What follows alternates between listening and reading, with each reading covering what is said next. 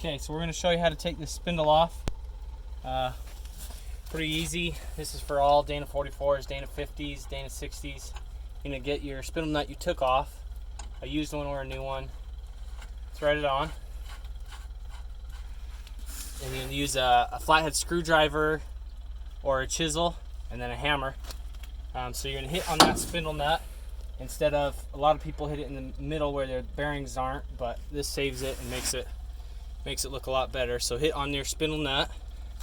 You're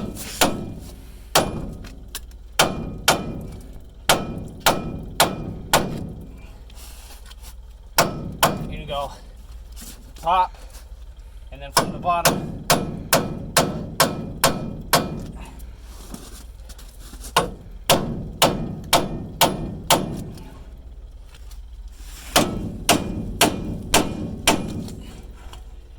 And then when you get big enough gap up here, you can get your screwdriver in there.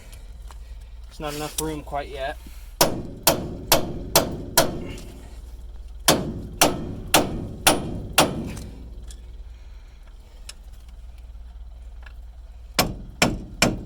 you go. And then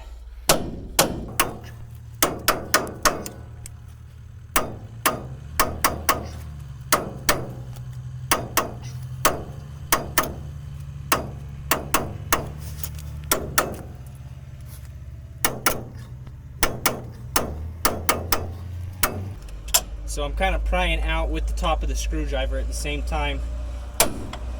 It's almost there. There we go. That's how you get off spindle when it's really stuck. Show them the rusty part on the back of the spindle, where it gets caught.